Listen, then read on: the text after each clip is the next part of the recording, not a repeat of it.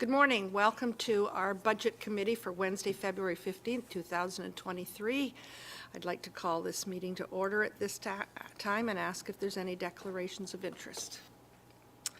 Seeing none, I will move to our land acknowledgement statement.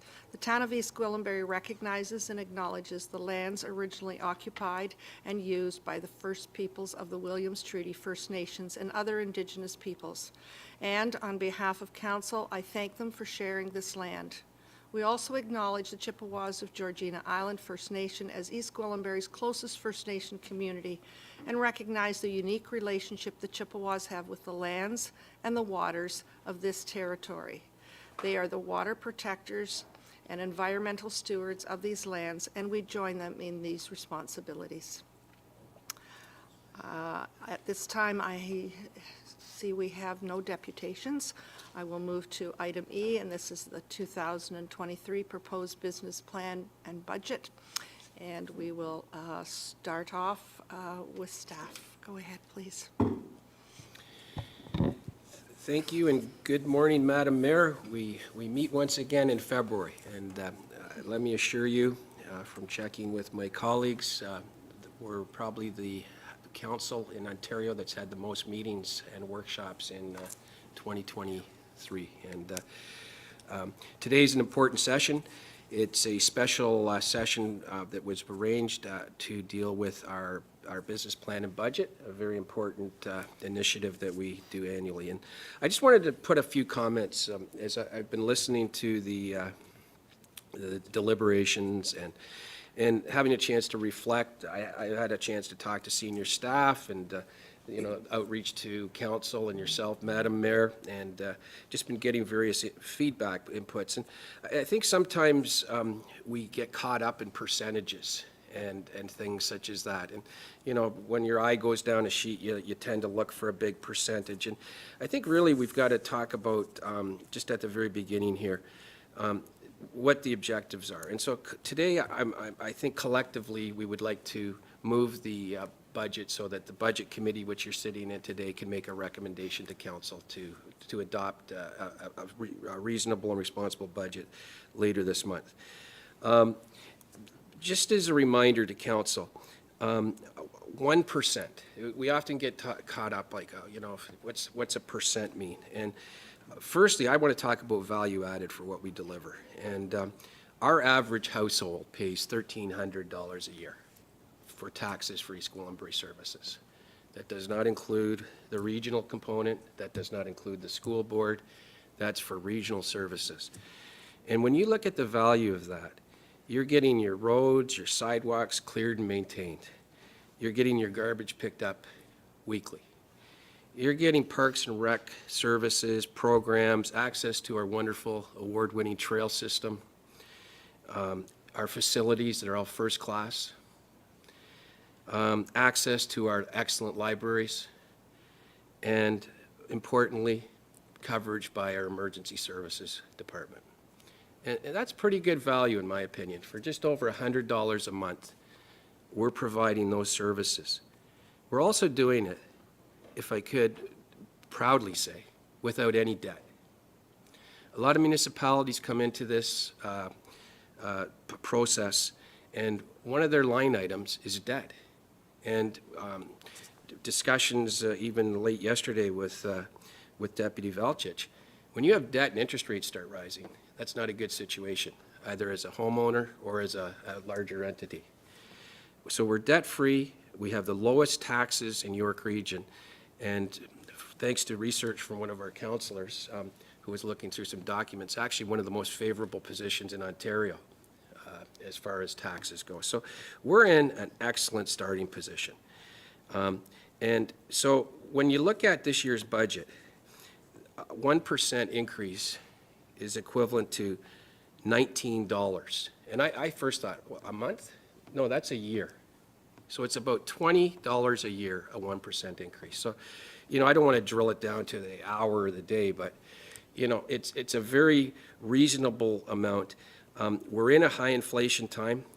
Listening to my wife come home last evening from buying groceries and saying that milk is now $7 for a tri-pack of, inflation is driving a lot of things. We've handled our base budget very responsibly, keeping it well below the rate of inflation. And I think that the additional items that we're asking council to consider are very reasonable and responsible. And this process has been quite diligent, and hopeful that today we can move it forward and get a budget recommendation brought forward. So just wanted to put a little context out as we start today's deliberations. And I think what we're hoping to do is go back through the various departments and get Budget Committee to start making motions, and then deal with what the collective tax increment will be for this year. So I'll put it over to you, Madam Mayor, if you yourself wants to make any comments, or I believe Treasurer Marshall and his team are ready to start today. Thank you, Mr. Webster. Going down memory lane makes a lot of sense on a day-to-day when we I think we're all wondering, is this the budget that we're going to recommend? Have we looked at every item to make sure that we haven't missed anything?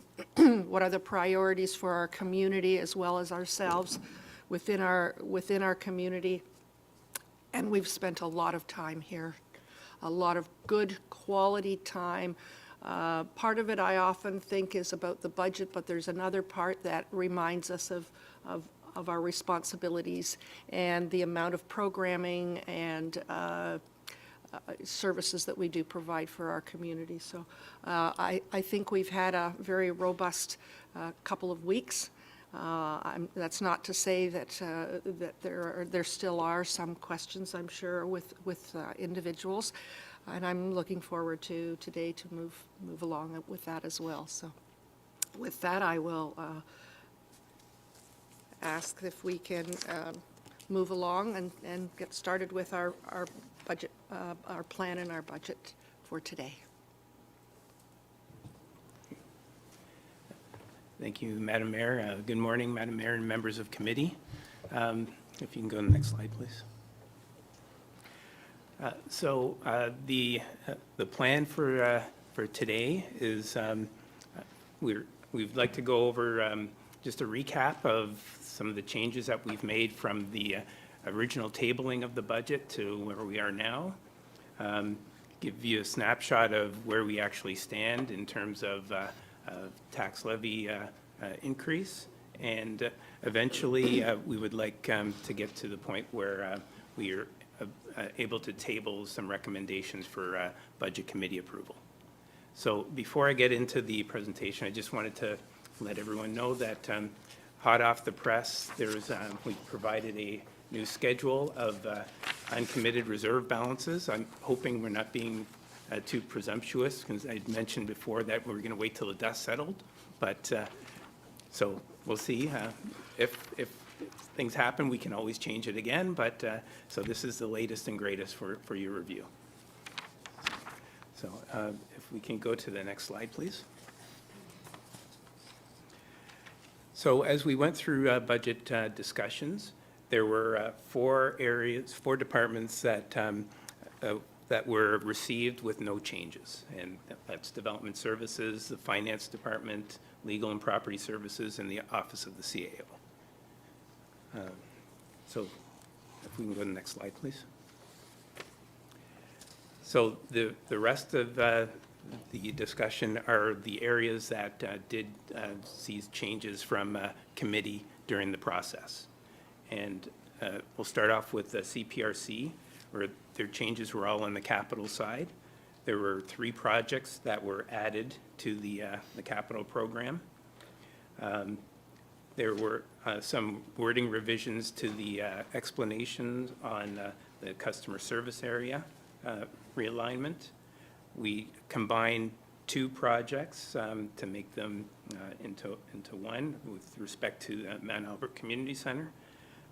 We added the Sharon Hills tennis court replacement for construction in 2024, and revised the range hood fire system and spread that out over 3 years. As a result, the total capital program went from $2.2 million to $4 million for 2023. Next slide, please.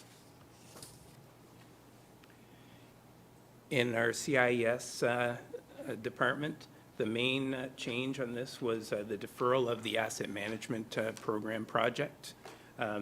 So that is going to be subject of, or discussed as part of the asset management workshop, which will be happening later in Q1. The other changes to the capital programs were just to adjust the funding based on the amount of grant funding that we'll actually be receiving. So there's no change to the expenditures, but just the funding mix has changed. So, so this program in total has been reduced by $660,000. Next slide, please. Emergency and Community Safety Services. We made a change to the operating program. We removed the proposed consulting assignment, and so that program, the operating program is reduced by $7,500, and added a capital project for the construction of the facility, of the bathroom facilities, and we just recategorized one project. So that total program has increased by $50,000. Next slide, please. There is one change to the capital program on corporate services. Actually reduced the municipal modernization program from $300,000 to $225,000. So that program is now $700,000 for 2023. Next slide, please. So in the mayor and council tax-supported operating budget, we removed requests from the Chamber of Commerce and Sharon Temple, and we've included $16,000 in the committee contingency amount to equal the amount of what was requested by the groups. And then that amount is going to be subject to further discussions as we go through the committee reviews. We also authorized spending of, or recommended authorizing spending of 25% of the previous budget amount until the further decisions were made on the additional requests. Next slide, please. So on the new staffing side, we've made a couple of adjustments to that. So the firefighters, initially we had proposed one firefighter, so now it's been adjusted to 2 firefighters that are being hired at mid-year, and we've adjusted the budget to be at the probationary rate. We've also kind of clarified the request for contract support in the clerk's area and in council and committee events areas. And so we've split that out to clarify that a bit further. Next slide, please. So initially, when we started budget discussions, we had proposed a tax levy impact of 6.24%. With all the adjustments that have happened in the first 3 days of discussions, that request has gone down to 5.82%, which is 2.8% on the base budget and 3% for additional items. So we've also included in the council agenda, we included a revised summary of the operating program and a revised summary of the capital program as well. So with that, we're happy to take any questions or comments or discussions. Questions, comments? Clarification on something? Councillor Crothers, go ahead, please. Thank you. With the range hoods, I was surprised to see them in because I thought we were going to take a pause on that and look at how our community groups are using the stoves, because we just need it for grease, and if they're not cooking grease at Holland Landing or at Mount Albert, or if it's not being used, it's an awfully big expense. So I thought we were going to pause it. I appreciate it's been spread out over 3 years, but I think we really need to take a look at usage to find out if that high expenses necessary.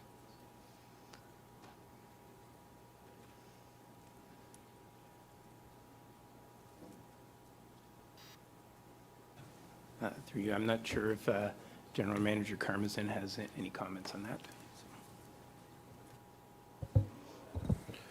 Thank you. Through you, Madam Mayor. We did phase the project based on how the buildings are used, and we did, in the first years, the priority hoods would be completed in those buildings that permit more than the other buildings. So what we could do is perhaps proceed with the first year and then report back to council with the annual budget on whether or not there's merit in doing the out years and the additional hoods.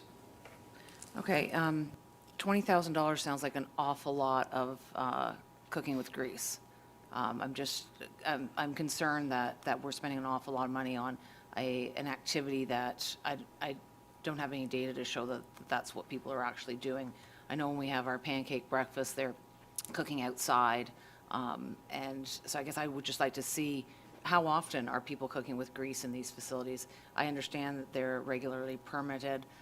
The events that I have been at, there hasn't been any cooking with grease. It's a lot of money for an activity that, how many times a year does that occur? And so I thought that we were going to come back with some data on that to show us that these were necessary.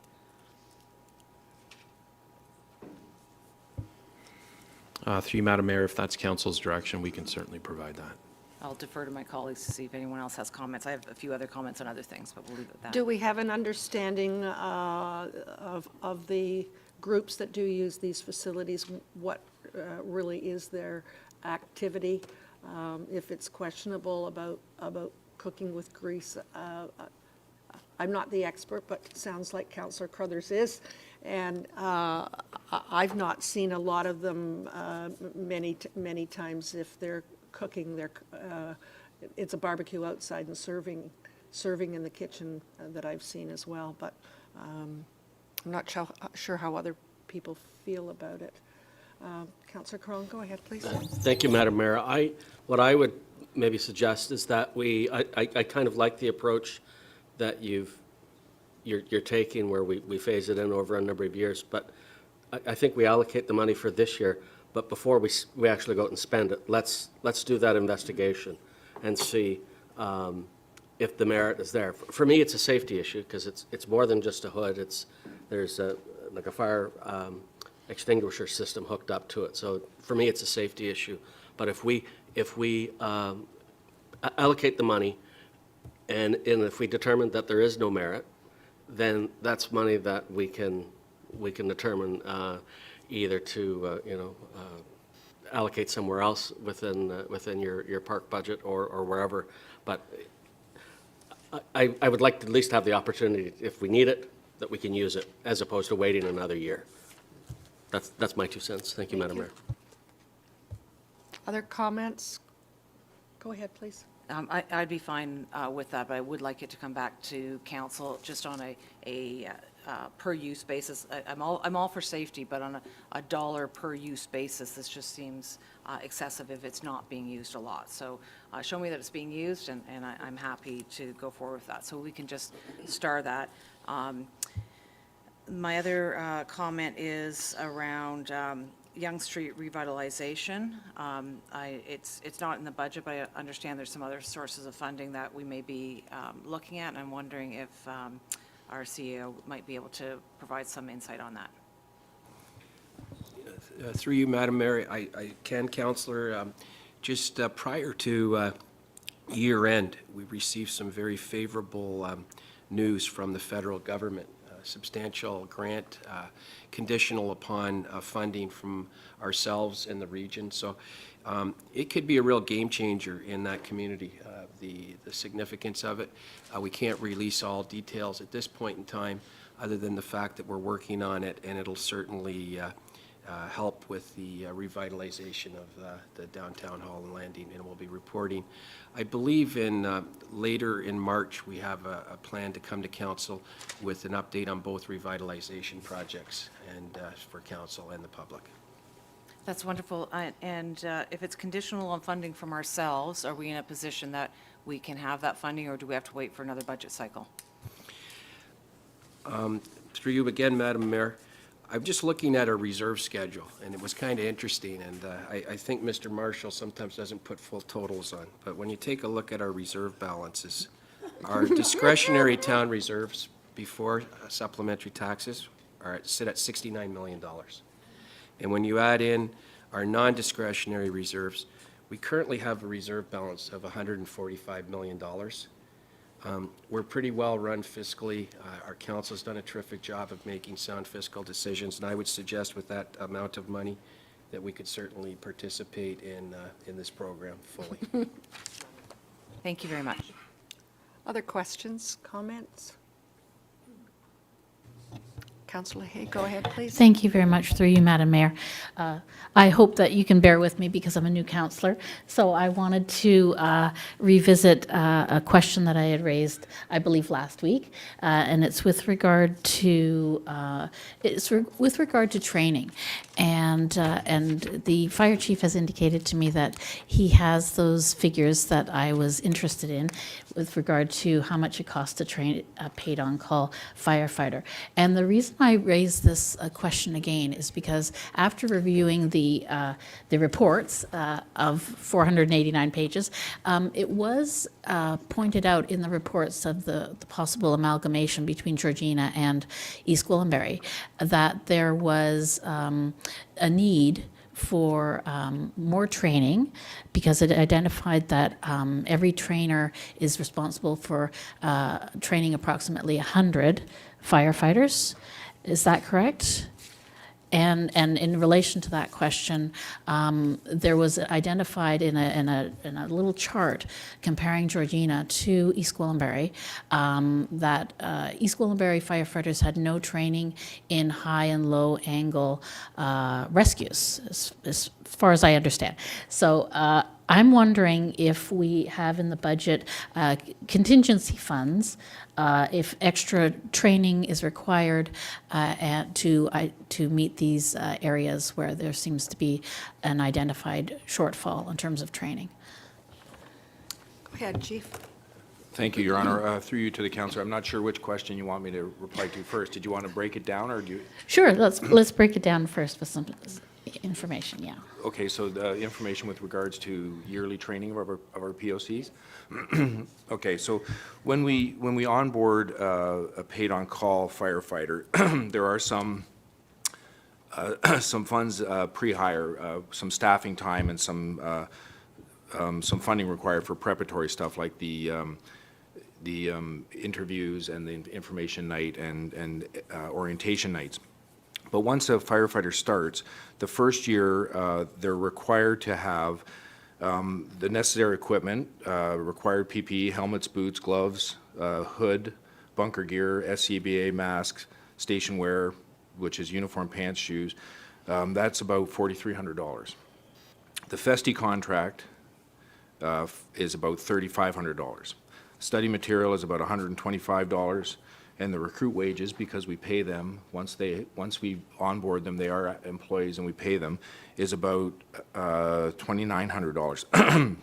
So in addition to that, there's a cost for an associate instructor that goes down to goes down to FESTI sort of as a liaison for the program. So that's one of our existing staff. That's about $4,000. Then there's the insurance that covers the firefighter. So the first year, the probation year, it's approximately $16,000, $16,300 for the first year. For the next 4 years, the minimum training, maintenance training, is approximately $1,000. So when you're looking at from onboarding to the 5th year, it's about $23,000 per firefighter. Thank you very much. And so, and I put a lot of questions to you there all at once at the beginning. And so in relation to that training, and I know that we have future workshops scheduled so that we can drill down into some of these areas. I basically, through you, Madam Mayor, my question is to ensure that we have adequate training for all of the firefighters, whether they're full-time or paid on call. And if we have a contingency fund in the budget, if you identify during the year that more training is needed, extra special training is needed in a particular area, do we have the funds available in the current budget to cover those costs? Through you, Madam Mayor, yes, the current budget of operating capital for ECSS will cover all the training that's required for the 2023 year. Through you, Madam Mayor, one last question. And so if during the process of the workshops to do with emergency services, if there are additional, if there is additional training needed, do we have the funds to cover any additional training that might be needed in 2023 that is not currently in the budget? Again, through your honor, we have a training program and a training maintenance, or matrix, and the year is planned out ahead of time. There's really no more room in the training schedule to inject more training. That would have to occur in 24 or 25. But for 23, we have covered the training schedule and provided for the resources. Thank you very much. Councillor Roy DeClemente, go ahead, please. Thank you, Madam Mayor. I note through you on the uncommitted reserves continuity schedule through program-specific for emergency services reserve, we have $462,000 in the reserve. So if something should come up in year, there is funds allocated to that. Through you, Madam Mayor, to Councillor Leahy, I'm just curious as to what sort of information you're looking for as far as the training costs for paid on call. I'm trying to understand why you need that sort of level of detail at this point in the games. It feels like it's an operational question. Thank you, through you, Madam Mayor. The question is raised because I'm a new councillor. Okay. And I'm educating myself for the entire picture in order to inform myself to make educated decisions. Thank you. And there'll be a lot more. That's just where new members are, I'm quite sure. I remember the days when I had a list of questions as long as my arm, and I think we all did. Thank you. Thank you, Chief. Were there any other questions? Councillor Roy DeClemente, go ahead, please. Thank you. One of the departments that was noted that didn't have any changes, I recall, and perhaps it was in a COVID blur, but I recall that we had flagged the $55,000 in the CAO's budget for contingency as being perhaps on the chopping block, and I'm just wondering what the status of that is. Madam Mayor, we're always willing to accommodate the best we can council's directions, and in this particular instance, we haven't spent this amount, and I think that was one of the questions, is why do we continue to budget when we generally don't spend it? But we do have a commitment this year, subject to getting the budget approved, that we're going to report quarterly. We do a detailed mid-year report as well, and that lets you handle, to speak to Councillor Leahy, if a training issue or something unplanned came up that we could, that's initiatives. In particular right now, with our HR director on leave, we can't take a pause. We have some very important things happening in that area. We have our employee survey follow-up. We just had a review of the HR area, and we have a very capable acting director, Meeta Gandhi, in that role currently. My discussions with Meeta are that, in fact, we may need some additional funding for some of our human resources initiatives this year. And so I would suggest that to leave the $55,000 might be advisable at this point in time. And if council does choose to lower the budget target we're at, maybe there's some other areas that we could take a look at. Go ahead, please. Through you, Madam Mayor, I come back to your opening comments, Mr. CAO, when you talked about how much money we have in reserves. And should we need it, that's kind of where I'm sitting. I'm looking at a tax increase that's historically the highest I've ever considered in the 13 years I've been sitting here. And so I'm anxious to see where we can cut. And that seemed like an easy one. Thank you. Go ahead, please. And just on that note about reserves, and my read of across Ontario is if any municipality that's currently adopting a budget that's well below the rate of inflation, there's two items that I would caution folks to look at. A lot of municipalities are drawing from tax stabilization reserves, and to me, it's not a healthy practice. It's a Band-Aid, and then it just puts the issue off. So your point is well made. There's not a specific reserve for CAO expenditures, but I believe in some of them that it probably could be accommodated.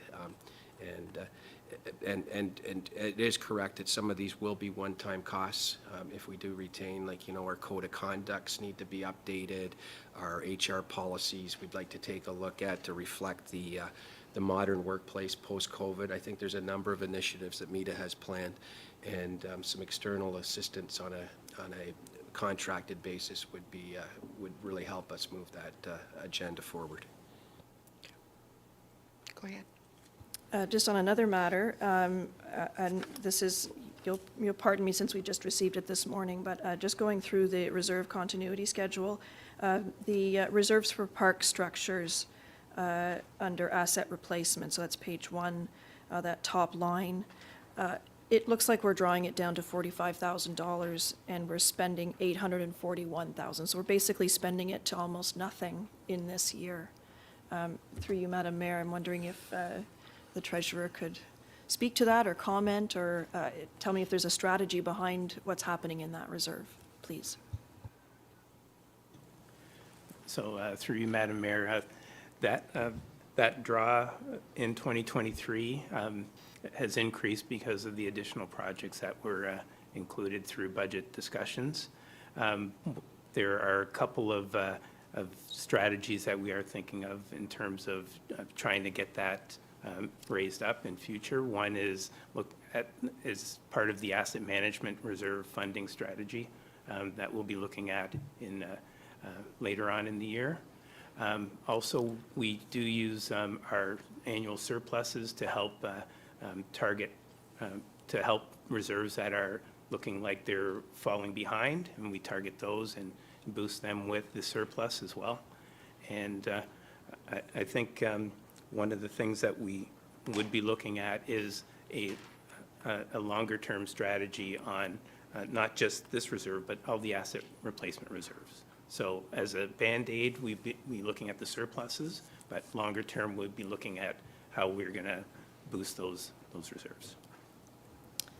Thank you, Mr. Treasurer. Through you, Madam Mayor, I'd like to flag this as an area of deep concern. We've heard this morning that the CPRC capital budget has gone from 2.2 to 4 million at a time when we are undertaking the community's largest capital build in the Health and Active Living Plaza.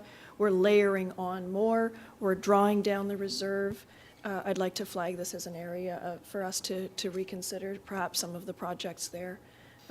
There's a staffing cost to this as well as a cost to our taxpayers. Mr. Webster, go ahead, please. Just to comment on that, that's an excellent point, and we are in the start of and well along with our biggest capital build, and purposeful discussions occurred with General Manager Karmazin about keeping our focus on that. I don't know if Aaron had the opportunity to explain when the initial budget came forward the reason for having a somewhat scaled back program, and that we had a bunch of capital projects. And hey, nobody likes to have cracked tennis courts.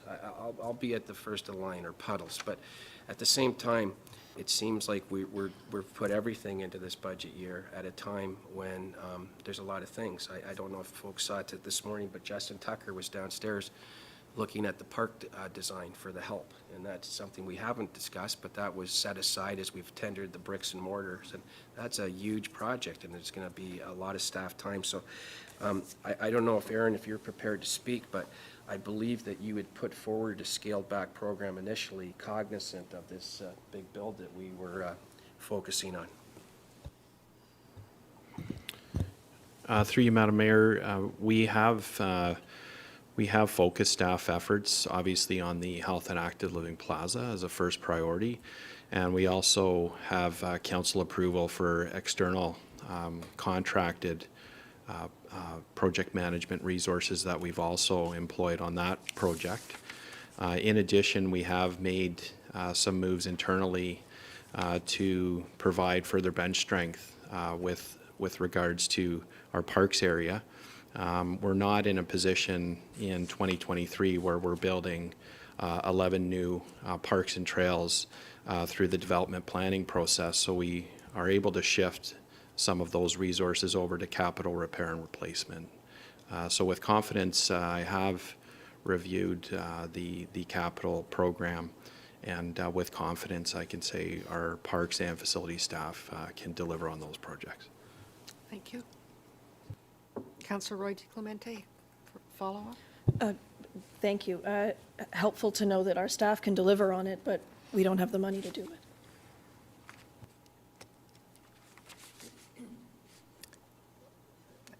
Any follow-up? Through you, Madam Mayor, sorry, I didn't catch the comment. My apologies. I wasn't sure whether you did or not, but I thought it was worth a comment from you. It was just reiterating my point earlier that we're drawing down the reserve by $841,000, leaving us only $45,000 in the reserve. The treasurer has suggested that our annual surplus process, should there be one, would go to that reserve, and potentially our asset management initiatives. Again, that asset management initiative also needs to address bridges, roads, and sewer infrastructure. So I'm a little concerned about this. Thank you. Thank you. Through you, Madam Mayor, understood and noted, and we are certainly working with finance and taking a look at our capital repair and replacement forecasts moving forward, as well as our reserve financing in order to fund those projects. We have, as of late, over the last 4 years, have had a number of projects at the end of their life cycle, and that is something that you will see over the course of with existing infrastructure aging. So we have noted it, and we will make a focused effort to focus on the reserve account moving forward. Thank you. I'm not seeing any other questions at this time.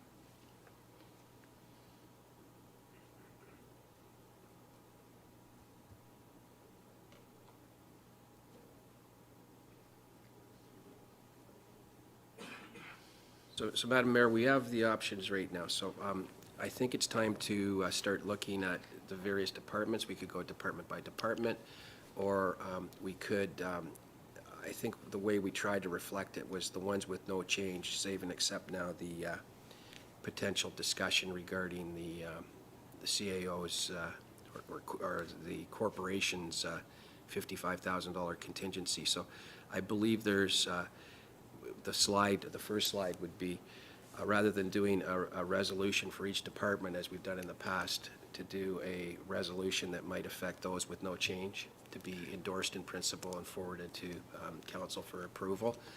And then maybe for the larger departments where there has been some change, to go back through them just to make sure we're all on the same page, and if that would be okay. So.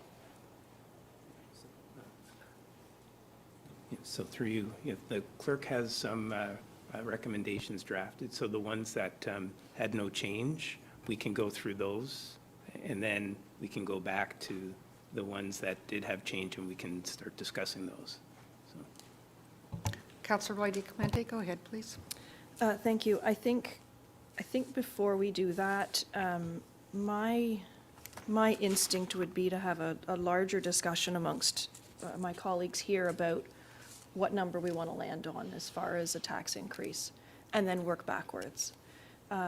It's fine for us to adopt individual departments, but if we're going to be making a wholesale change in how we're going to be raising taxes, I don't think that's a helpful process. And for me, when I look at this package, I understand that this council is a new council. It's our first year in this term, and we're anxious to roll up our sleeves and deliver for our community.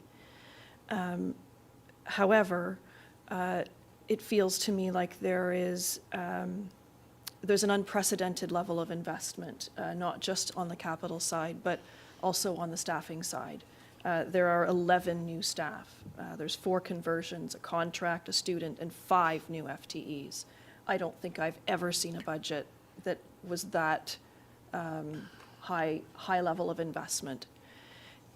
I feel like we're trying to do all the things all at once in this budget, and the tax increase that we're looking at is unsustainable from my perspective. It's a little bit too high. I understand the base budget coming in at about 3%, that's responsible, but layering on more, I'm not sure our community can take that much more. And I acknowledge Mr. CAO's comments earlier that it's about $20 a year for the average resident, but with milk at $7 a bag, that's a couple of bags of milk my family wouldn't be able to drink. So I think there's some, I'd like to see us make some more difficult decisions. And from my perspective, I'd like to see it below 5 if we can get there. And I'd love to hear what my colleagues here have to say. Thank you. Other comments? Councillor Crothers, go ahead, please.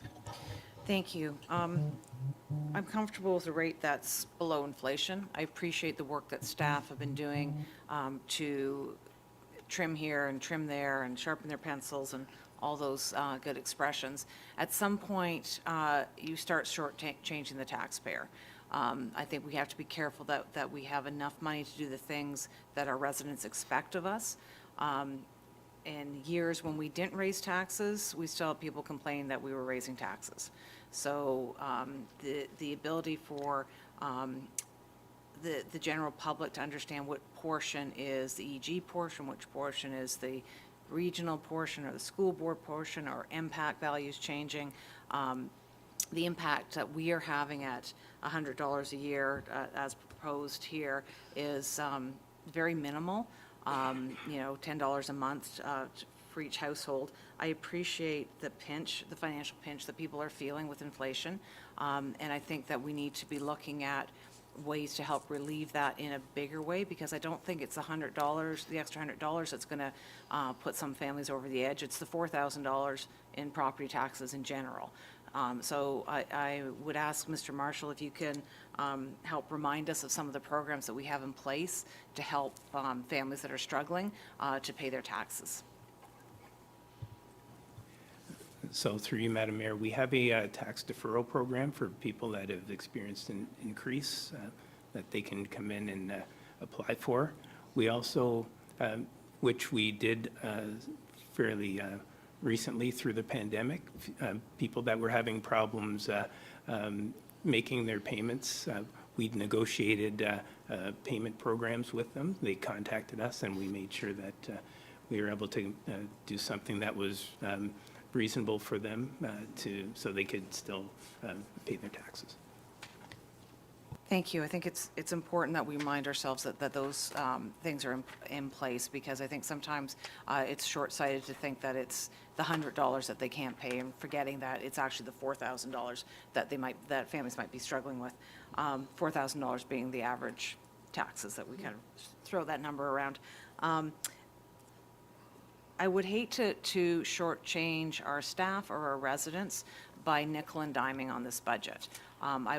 We know that we have an asset management contribution in here that is needed, and we'll have a report and we'll talk more about that. But to me, that's a very, very small contribution towards asset management, given the size of the assets that we have and that will need replacing. And I think it's short-sighted to kick that ball too far down the road. I think we have been doing it for a number of years. We can look at what other municipalities are paying for taxes, and ours are lower than almost every municipality in Ontario. So somewhere we are cutting corners, and at what point do you cut corners too tight? If you shortchange staff or overwork staff, you start losing good staff.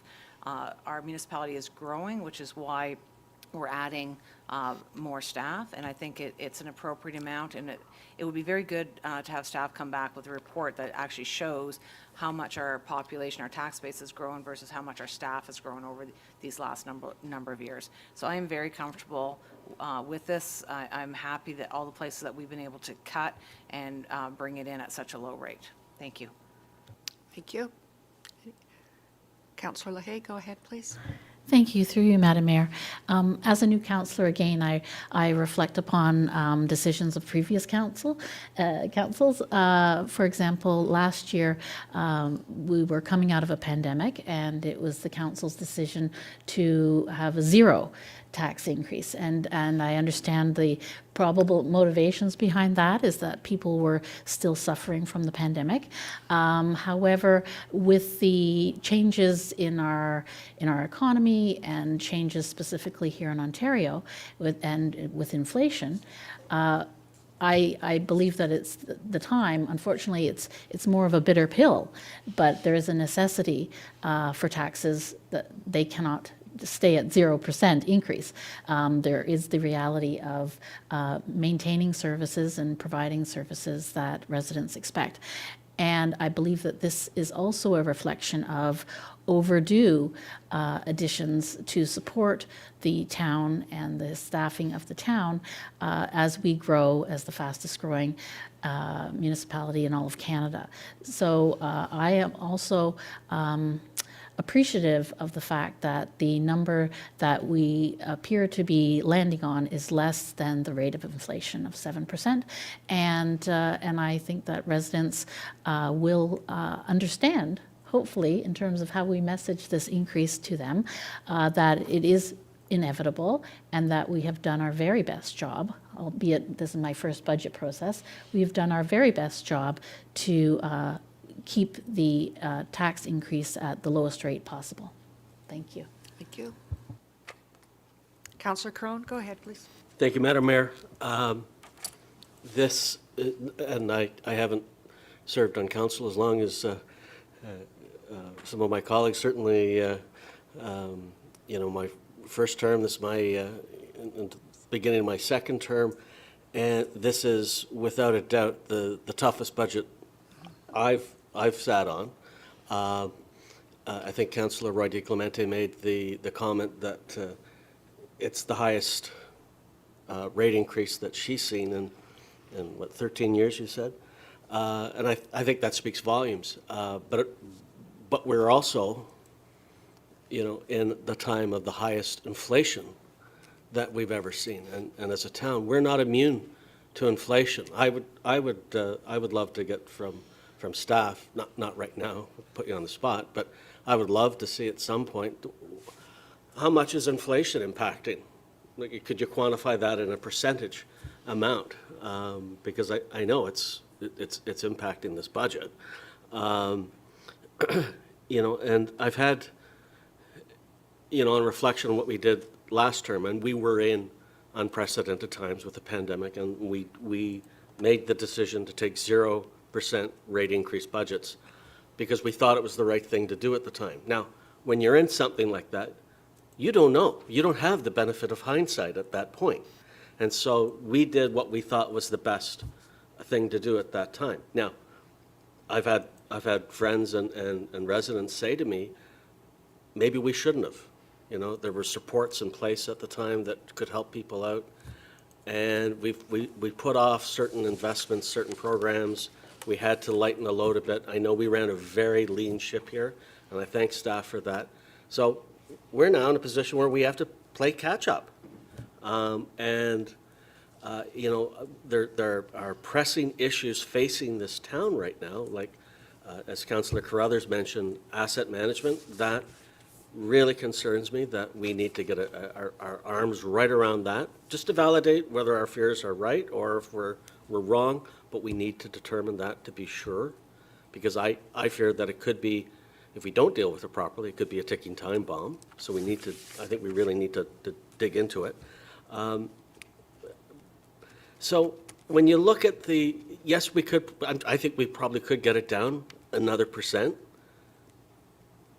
But is that percent, so if we're saving the average taxpayer if it's a percent, let's just say for argument's sake, we knock it down another point. Is that $19 going to make a heck of a lot of difference in that person's life, that family's life, over the course of the year? Or is it going to have more impact for us as a town as we generate that revenue to put back into our town? And I would just remind folks that when we raise, nobody likes raising taxes. It's part of our job. We have to do that. No store likes increasing their rates any more than they have to. No service provider likes doing that. But it's a reality. So if we look at it that we are making an investment into our town and improving the quality of life of our residents, I think that's a better mindset to take towards it. So happy to look at other options where we can cut and snip, certainly. But, you know, we started off, I think Councillor Johns mentioned that we started from a position of having 13% rate increase. We got it down to 7. I was not comfortable with 7 even. We've got it down to 5.8%. I'm not, look, I'm not ecstatic about it, but I can live with it. And I think it's below inflation. If we are to go below that, I think we have to look long and hard at what we're going to cut, because I think we are shortchanging ourselves in the long run. We're paying the price, as I said earlier, for catch-up. Anyway, that's my 2 cents for what it's worth. Thank you. Thank you. Other, Councillor Foster, go ahead, please. Thank you, Madam Mayor. To reiterate what my colleagues have said, this has been a tough budget, and some things strike me when we go through this. So we're sitting just under 6%. I suppose we could all live with that if we had to. I'm not crazy about the arguments on us deciding to spend our residents' money versus us trying to save our residents some money. I look at this and I think that we could probably easily cut 1%. If we go back to our general managers and say, what is in there, and I've said this many times, what's in there that's nice to have versus need to have? What cuts can we make without robbing our residents of services that we've spoke of? So like I say, I think I could live with this, but I'd really like to see it down a little bit. And I leave it up to our general managers to tell us. I mean, we have added some important things to this budget.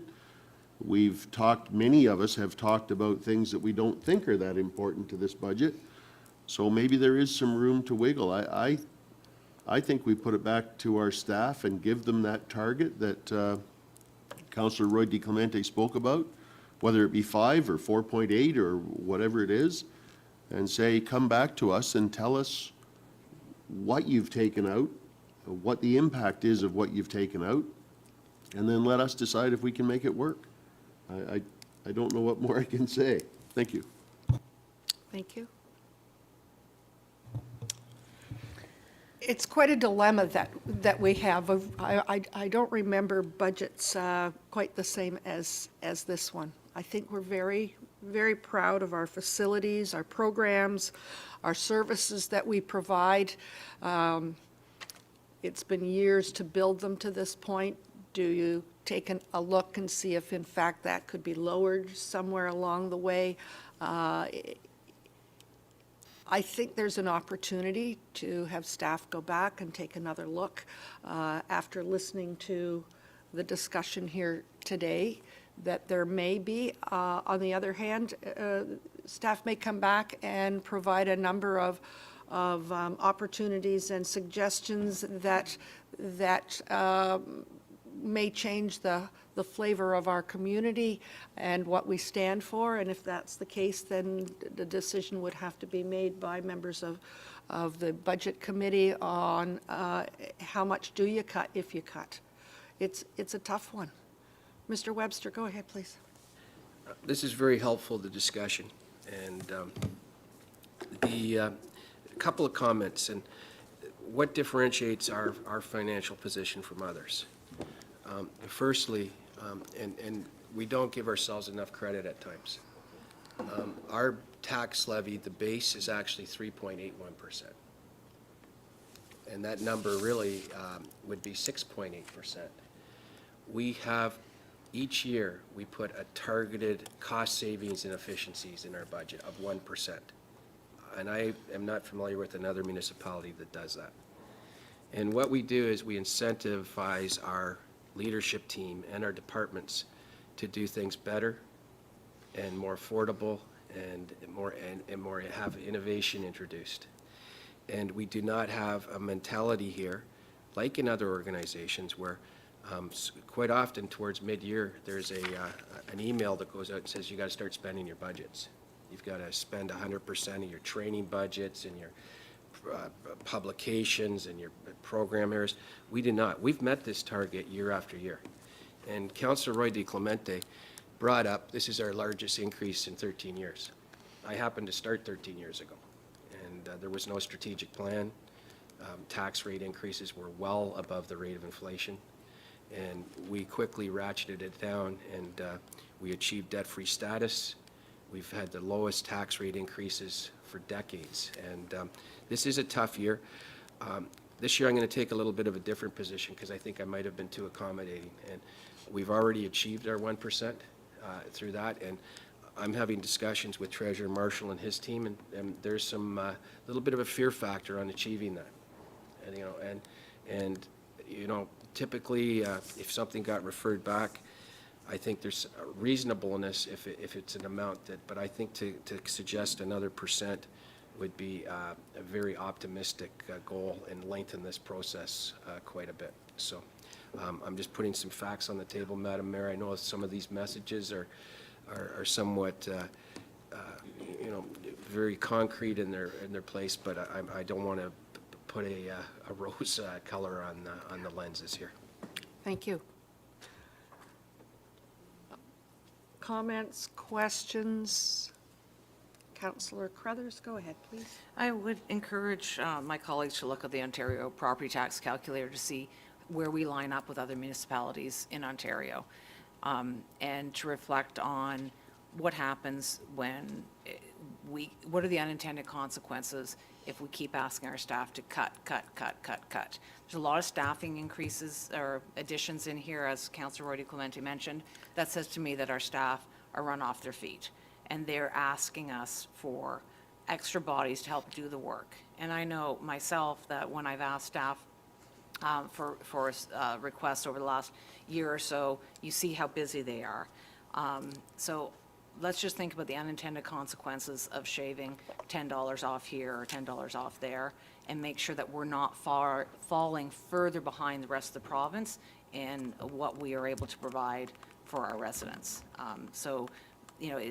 Everyone likes to have a nice round number of 5, or to say, let's take off another point, but what are the implications of that when we're already at one of the lowest municipalities in Ontario as far as relative taxes go? So let's just reflect on that before making any final decisions. Thank you. Councillor Roy DiClemente, go ahead, please. Thank you, Madam Mayor. For me, I'm actually not suggesting that we shouldn't hire the staff that we need. For me, I look at this and I say we do need to invest in our community, and we are investing at a tremendous rate. However, and I think I made this suggestion in the past, we're also putting money in savings. There's 2% here for our multi-year funding for the Health and Active Living Plaza, and another % for asset management. When my household is spending and we're buying large ticket items, we don't have the capacity to also put money into savings. And my household has not received a 5.82% increase in its revenue. And in fact, our own staff in this budget are only getting a 2.5% increase. And those of them who are also residents and taxpayers are going to be seeing that difference, 2.5% in their salary, but a 5.8% increase on their property taxes. All I am suggesting at this point is that we have a look at this. For me, I see the low-hanging fruit as dialing back a little bit on the multi-year funding plan and the asset management reserve contribution. Not completely eliminating it, but dialing it back to buy us a bit of room on the tax levy. At this point, at 5.82%, unfortunately, I cannot support the budget. And I would like to see us get creative with this. I understand that we do have a bit of catch-up to do. This is a historic budget, and yes, it has been a difficult process. But for me, I look at this and I say, we're spending, how can we also be saving? We're trying to do too much in the same budget. Thank you. Thank you. Councillor Leahy, go ahead, please. Thank you, through you, Madam Mayor. If the possibility of asking staff to go back and make further, I don't want to use the word cuts, but that's what it comes down to in terms of the budgeting process. I would like to bring attention to the public budget survey, which the town conducted, and the results of which you shared with us, and that if there is an insistence upon making further reductions, that those reductions be made in proportion to the answers to the question that the town posed. And the question that the town posed was, what are your priorities for the town's portion of your property taxes? And you can see very clearly on the graph chart that you provided us with what the answers were. And so I would suggest that the different departments base their decisions on where they fall in the priority list of the residents, because we are elected officials and the residents have spoken with regard to what their priorities are for the town. Thank you. Councillor Roy DeClemente, then Councillor Foster. Thank you. When this public budget survey was presented to us, I asked staff what they did differently, because the response level was unprecedented and historic. So from my perspective, I wanted to understand where that feedback was coming from. And I haven't received, in public session, I haven't received an understanding of what was done differently and where those responses were coming from. And so I have an issue with whether or not I can trust this data, to be frank. We went through an election cycle, and pretty much everybody here at this table knocked on doors and listened to people. And it's our job to listen to our residents and listen to the feedback we've been getting. And as my council colleagues have said, even in a year when we had a 0% increase, we were still hearing that their property taxes were too high. Thank you. Councillor Foster. Thanks, Madam Mayor. So sometimes I like to play the devil's advocate when we get into this stuff. And I wanted to go back to what Councillor Crone mentioned about, we had a couple of years with 0% tax increase, and maybe that wasn't the best move for us to make. It's a much easier decision now to make than it was then, absolutely. But, I've heard floated around this room in previous budget deliberations that, if we're looking at a 6% increase, that's really only 2% over the last, this year and the last 2 years. Personally, I'm thinking about how I'm going to say that to a resident when they tell me their taxes are too high, because they're going to tell me that's bunk, right? It's not a good excuse. So I just thought that was worth mentioning. The other thing I think might be worth mentioning, if we are on the lower end of tax scale, I don't want us to fall into a thought process that just because we are means we can spend more money. So I understand both sides of it, but I think it's a worthwhile statement for us to hear, and maybe some of the residents that may be watching or look at this later. But I look at this stuff and I kind of go both ways on it, and I'm not sure whether I'm thinking correctly or not. comments, questions? Counselor, go ahead. Thanks, Madam Mayor. I'm listening to the discussion, and I'm trying to get my head around the why. Like, why can't we support and defend this budget? But we could support and defend it if a number was under a 5. And to me, that feels like a feeling. I think that in actual fact, we are under 5% based on the 272 that has to come out of the budget after whenever we finish this. And it's sitting on page 10 of the 310, like it's right there. We actually are under. So now it's like, okay, it's like that part's the communications exercise because we could do something to fix that. So then I think, okay, well, if it's not that, where could we cut for the purposes of cutting? Because that's, I think, what we're doing, and where is fat? So you could go to asset management, but I feel like it was now 4 meetings ago that I demonstrated that we didn't have enough money if a bridge went down. And you could say we could borrow from ourselves, and I understand that. The reality is that the document that was presented to us this morning versus the document that was presented to us at the beginning of this project, similar to what we were talking about in the parks, we are now missing another $500,000 on that budget line. And so we've gone from $1.5 million to $1 million. So it is the asset management having the dedicated reserve contribution is something to me that is simply something that I feel like we cannot take off the table, given that from a $2 million asset balance sheet that we have, with 30% of them coming up for repairs and maintenance over the next 10 years. So top of head, 60 million. And if you cut that in half, because you can say that is, there's remediation and work that can be done. So let's take that to 30 million. But even if you say, no, it's still not 30 million, cut it in half to 50 million, we only have $1 million to do that. And I cannot face a resident. I will go to their door and I will explain, I have supported this and this is the reason why. And if they don't want me again, then so be it. I think that, so I'm happy to say that in front of, I'm happy to defend that position.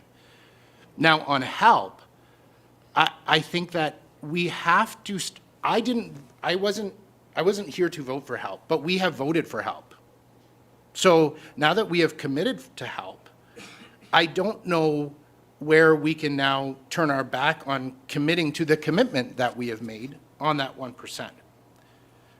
So, and you can say, well, there could be a counterbalance argument to the fact that, or a counter argument to the fact that, well, that is kind of for future, but then we get into the fact that, okay, eventually the roof's going to leak one day, or where are we going to pay for staff? Like we need to, if we've committed, we've committed. Okay, so now we're down to staffing. And so we can debate the staffing, but the reality is that it seems through a consensus that we are committed to fire and building fire, and whether we see that, see the results of that investment, maybe not next year, but maybe the year after and the year after. Again, I think that that we are there with fire. So then if you look at other staffing,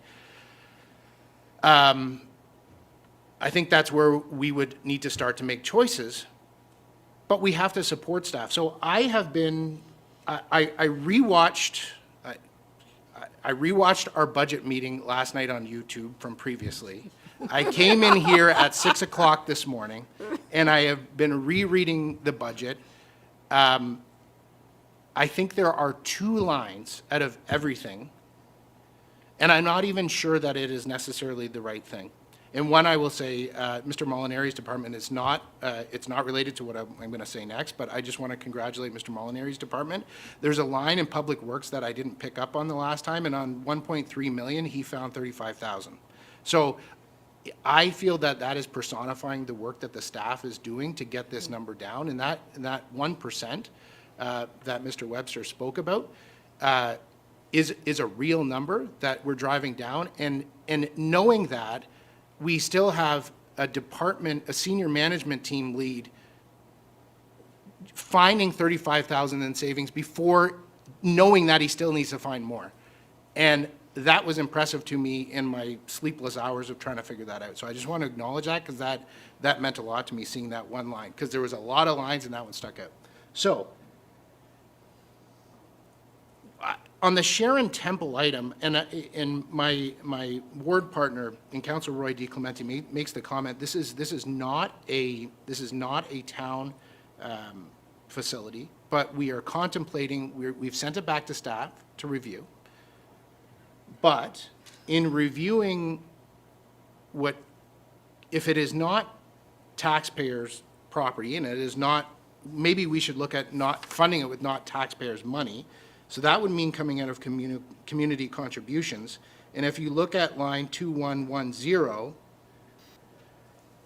you could actually, regardless of where it lands, without touching the principal, the interest that we're going to receive coming back on that should cover the amount, and we're not touching taxpayers' dollars, and it removes it out of the operating budget.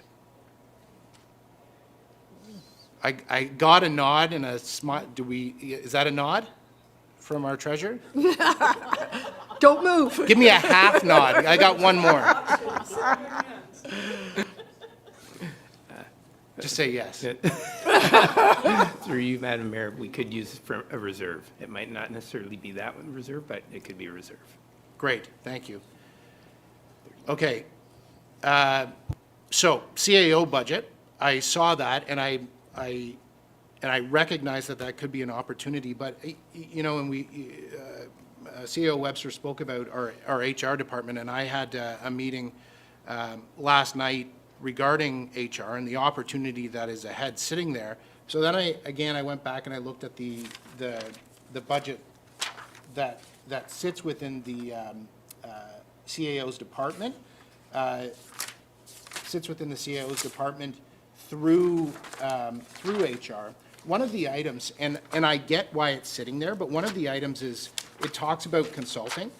So if you look at the second column, under human resources, under consulting, the reality is that, yeah, I understand why that is there, especially from an HR perspective. But if we are reimagining and rethinking what that department could look like, and we are going to be undertaking new items, and we are going to be making continued one-off investments until we can actually land on what our department is after being reimagined and reinvented, there's $55,000 there that I think could come out of either 2030 or 2040 on the corporate and operating line.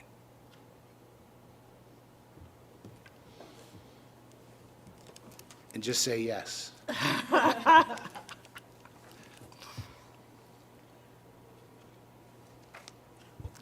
So through you, Madam Mayor, I believe the intent of that consulting funding is for, if there's any need for any external consulting regarding HR matters. So. Yeah, so that would align. Well, no, so if we had, if we had some challenges that we had needed to find some legal advice or something like that, that's. So a smaller portion could be dedicated to that. Yes, so. So there, I feel like there's some opportunities there. So you're aligned with the spirit of what I'm saying. There's potentially, okay, great. Okay. I guess really what if we go back to the why, and why are we trying to get it under that number, I feel like we are attempting to demonstrate to the residents that we are working hard to get this number down. And I don't think that there's a single resident that, if they actually watch this process, about what we have been through, I don't think anybody would say that we weren't working hard to get this number now while being responsible. We have a responsibility from emergency services. We have a responsibility from a quality of life standpoint on help, and we have a responsibility on our infrastructure. And I think that if we want to take it down, there's ways that we could possibly take it down to like 5.6, 5.5, but then maybe there's a few more that we can take off the operating and throw it into the capital, as I just demonstrated.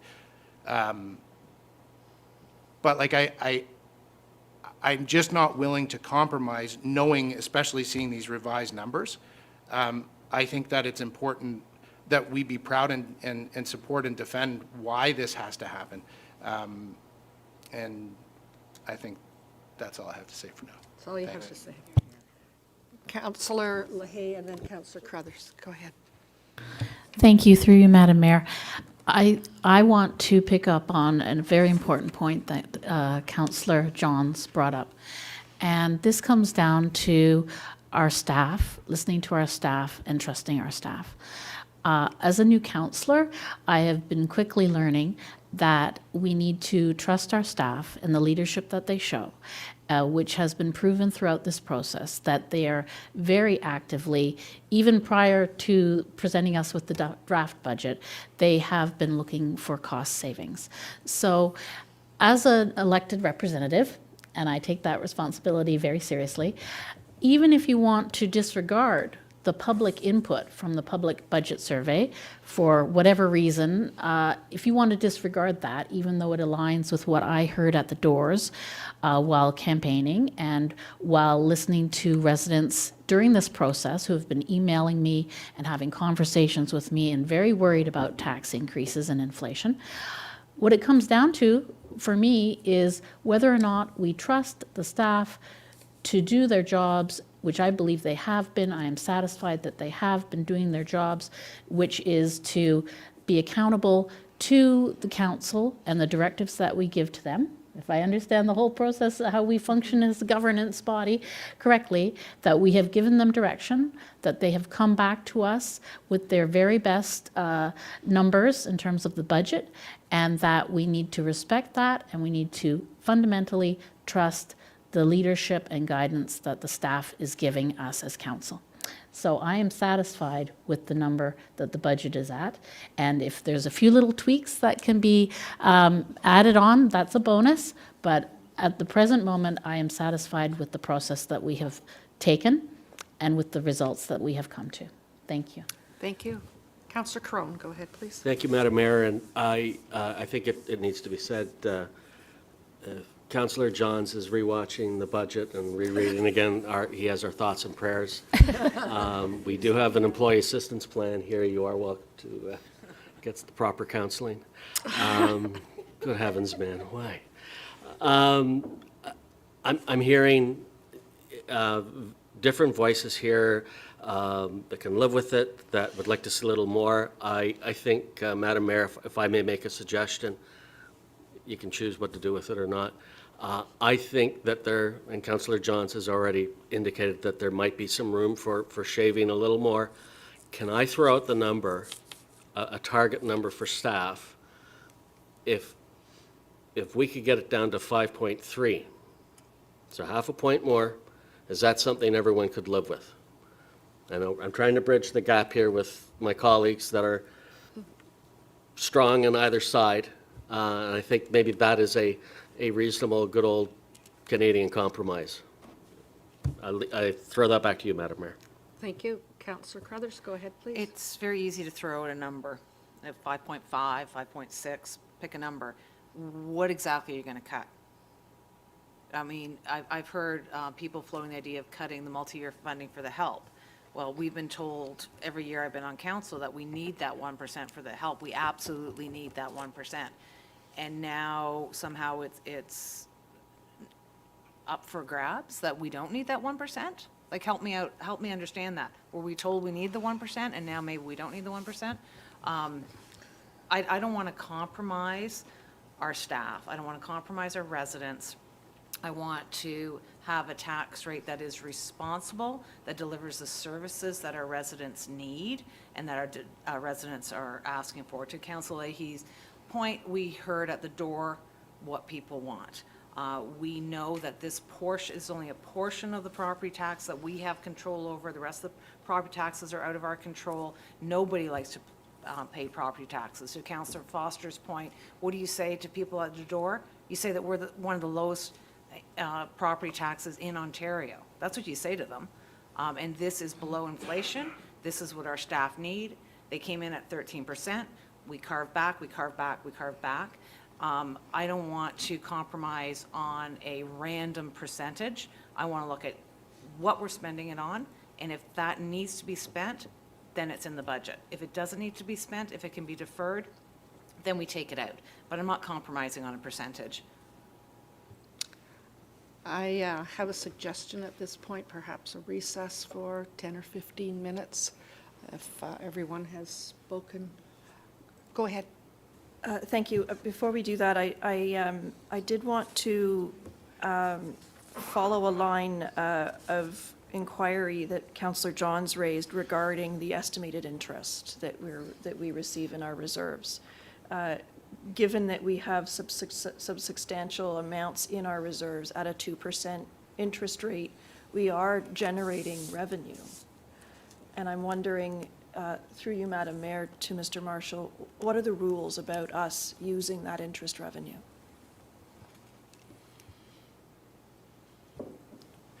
So through you, Madam Mayor, under the Municipal Act, you can only use the interest that you earn to go against the investments that you use to earn that interest. So that means that if you used your reserves to earn interest, the interest has to go back to the reserves. So we can't use it to buy down our operating program. It has to go back into reserves.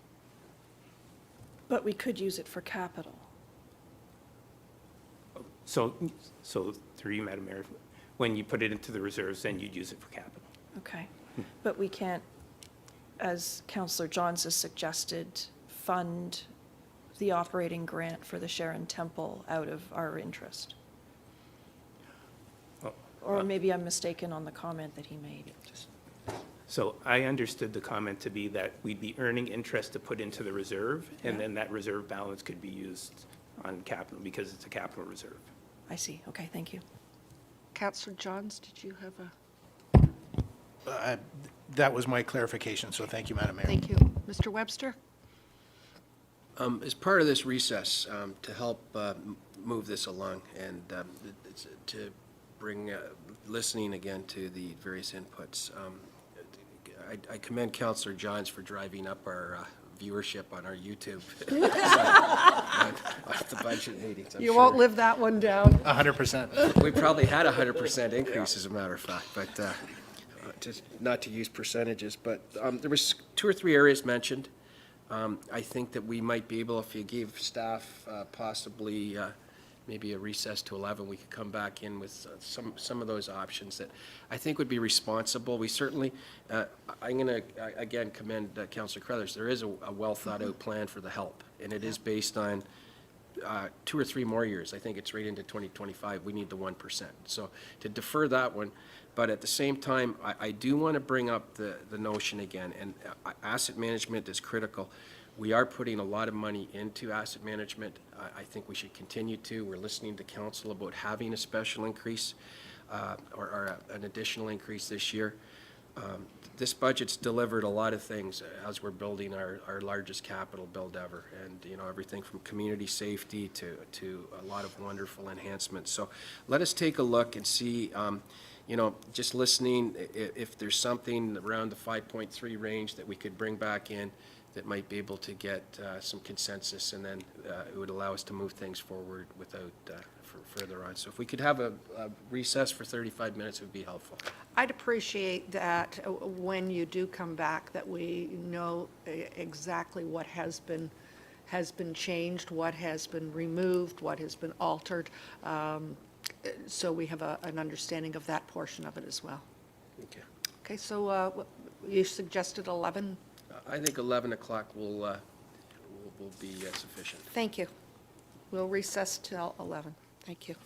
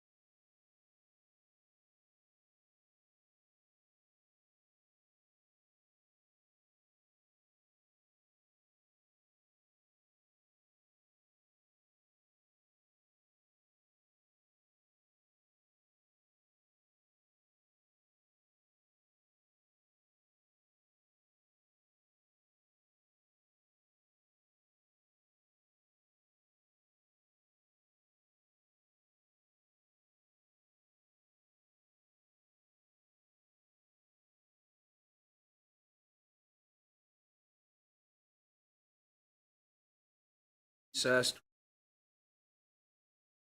at two areas, and I will, a lot of this is about incremental, it's compromise and other elements. So we've tried to find areas that have some maneuverability. So firstly, the operations technologist position that's cited under a new position is, we've looked at the mandate roles and responsibilities of that, and some discussions with Jeff Maggot and Paul Newman in Mike's planned absence, Mike Molinari's planned absence.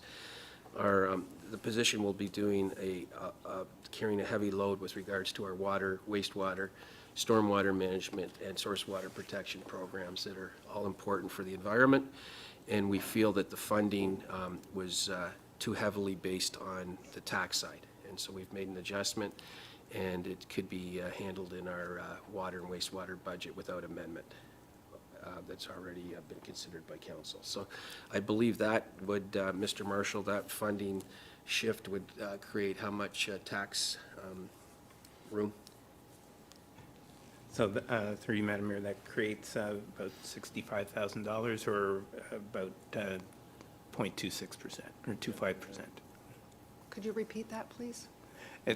Sorry, it's about 0.25% savings or switch. Thank you. Sorry, I thought it said .33 in the,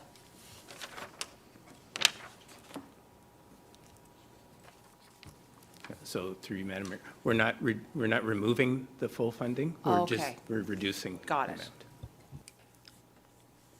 I believe, Madam Mayor, goes to a 75% water, wastewater funding, 25% tax, which is a fair and reasonable allocation.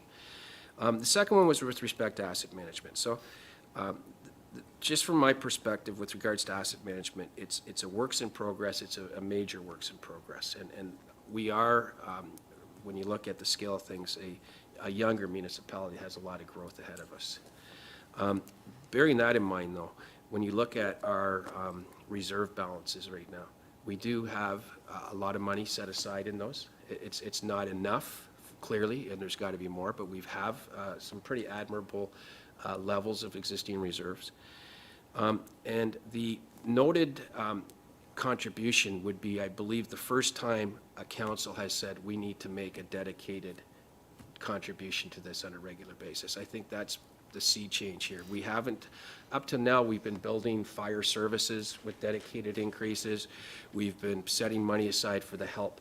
This will be the first year where council has said we need a dedicated increase. The existing budget has $3.5 million of tax dollars going into asset management. So this is not the first monies. The budget has tax dollars. This is a separate aside from our water and wastewater budget. This is incremental. This is increasing that funding. And again, not to get hung up on a percentage, our proposal to bring it to 5.3% at this point in time would be to have the asset management contribution at $200,000. I'm not sure what a percentage that is, but it would still be a strong signal that the contribution to asset management in a dedicated way, in a sustainable fashion, in an ongoing manner is what this council has wanted to achieve, and it's a step in that direction. If any detailed questions, Mr. Marshall and Valadima could answer. Thank you. Councillor Carruthers, go ahead, please. what's the rationale of trying to bring it to 5.3?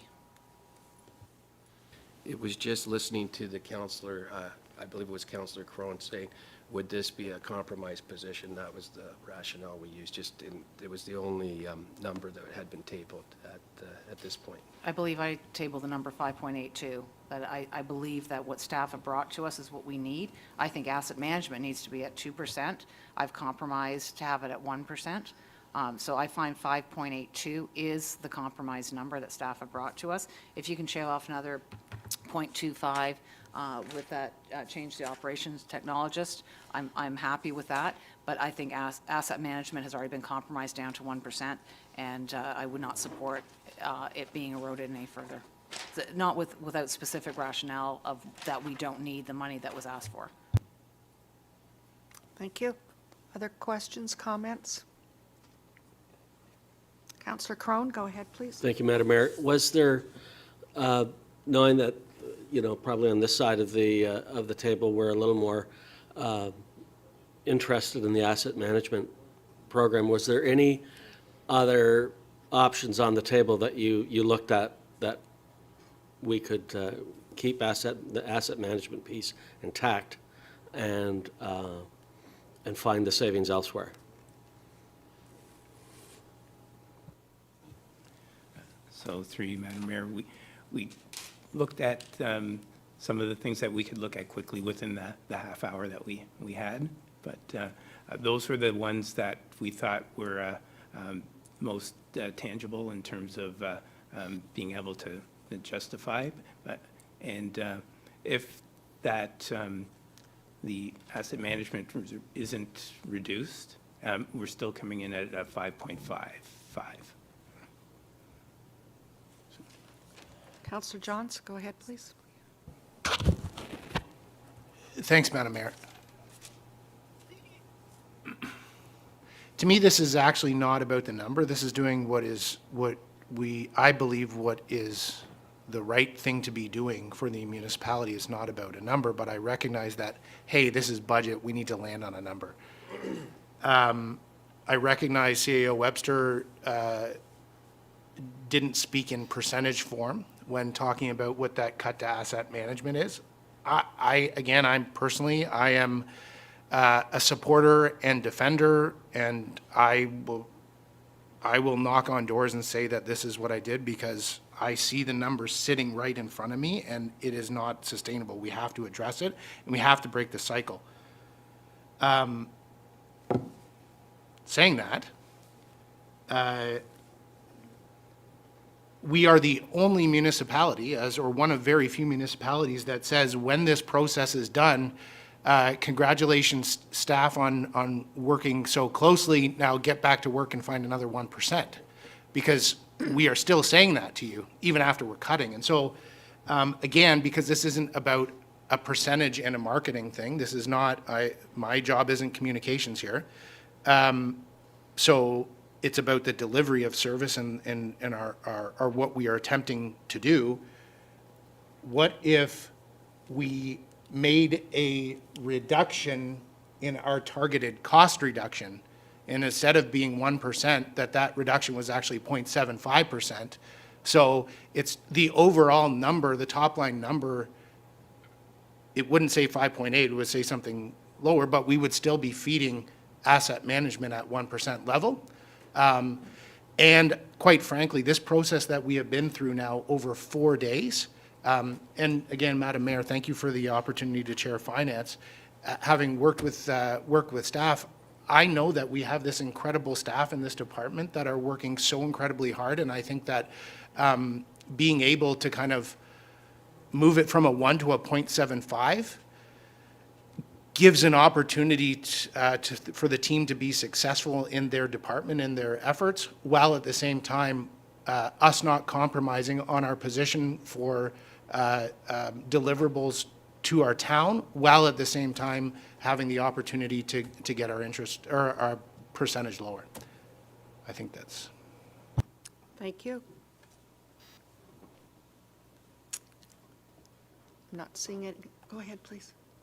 Madam Mayor, perhaps Mr. Marshall can correct me if I'm wrong, but I just want to clarify a couple of things about the numbers. If you reduce the in-year targeted tax savings from 270 and you reduce it to, say, 0.75%, as opposed to the number that it's in right now at 1%, that actually will increase the pressure on the taxes to balance the budget.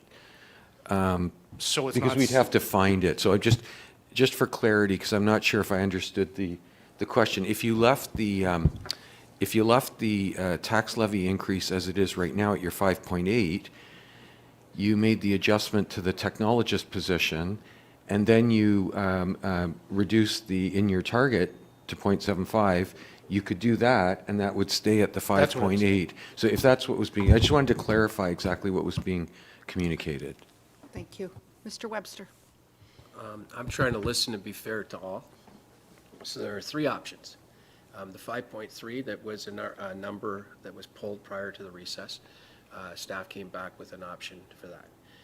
Now, there is also an option that has the 5.8, the original, maintains the asset management at full contribution. And I believe that brings us in at, with the operations technologist adjustment at 5.5.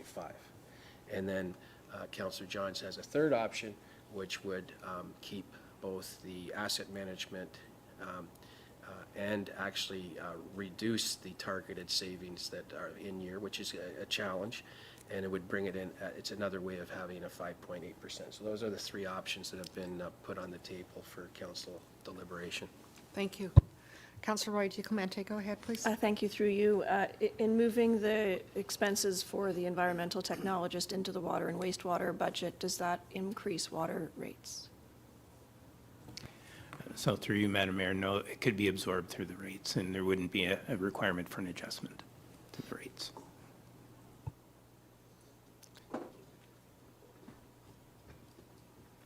I'm not seeing any other questions. Do you have a question? I was just going to, a comment that Go ahead. the 5.55 that we would get down to with taking the water technologists out of the budget puts us right at the halfway point between 5.3 and 5.8. So we're there. I'm not seeing any, oh, maybe I am. Yes, I am. Except that I had requested that we go below 5, so it's not really a compromise at that point. So it requires some wiggling, I think, at this point, and happy to hear from my other colleagues.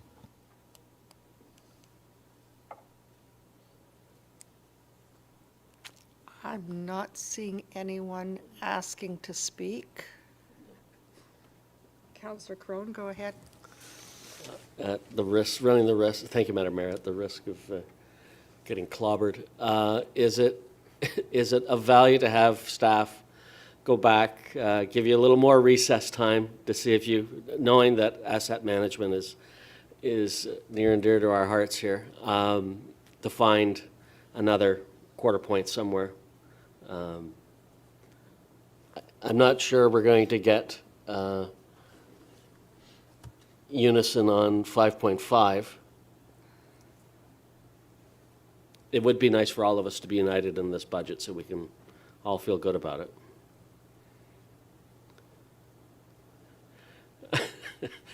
There's no takers on the staff side. Very quiet out there for the moment.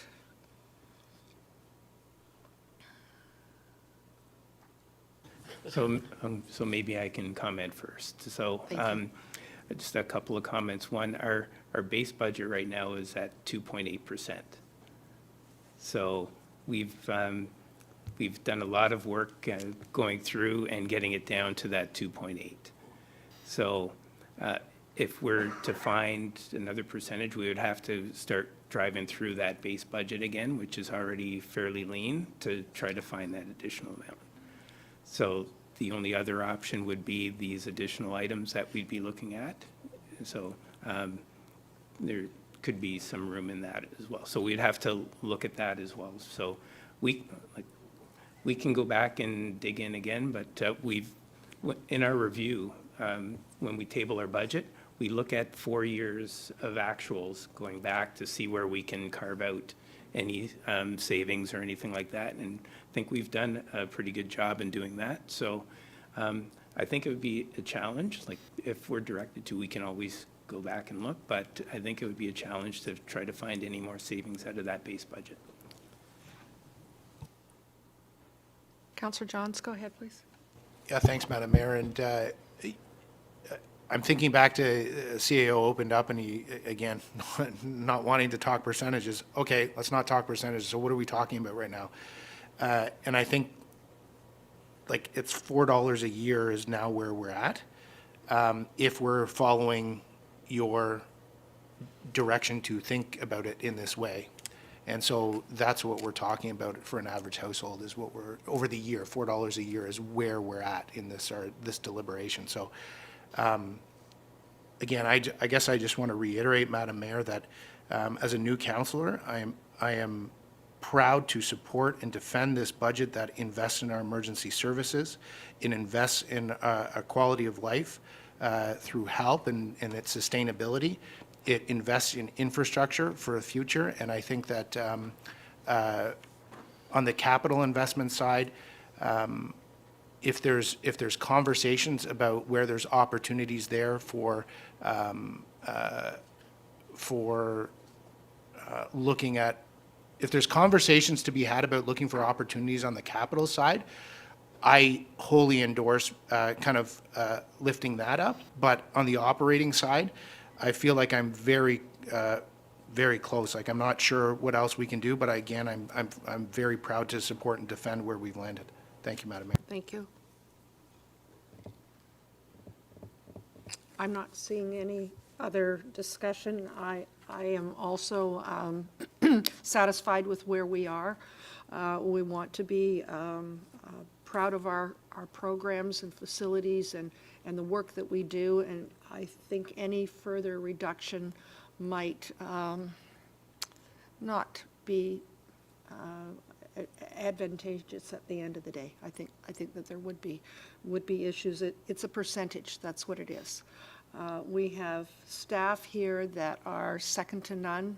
We have staff that work for us, that work hard, and this budget recognizes the amount of work that our staff do, the credibility that they have out in the community. We want to make sure that we keep them happy, and are pleased to have them as part of our team at the end of the day, and I think that this recognizes that as well. So I'm not sure if there's any other comments at this point. I'm not seeing any. Madam Clerk? Through Madam Mayor, seeing that there are no additional comments, we've worked with our finance team to put together the proposed resolutions. Perhaps, Mr. Marshall, is the intent to start with CPRC as the first item? So through you, Madam Mayor, we can go through in the order that we received them, and I guess go through the recommendations that the clerk has prepared and discuss them. Thank you.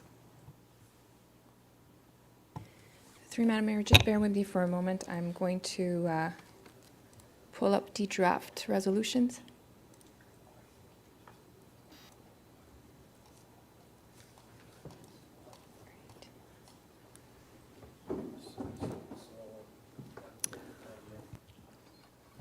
So this is a little different process. I don't think we ever finalized the last discussion. And I think that drives the adoption of these, because I think we'll end up with a bunch of in principles with no direction to staff. And I do want to clarify, Councillor Johns, I wasn't providing direction, I was providing information. And so, I go back to, there's 3 options for a budget target, 4 options actually, that are on the table right now. And there's the original 5.8%.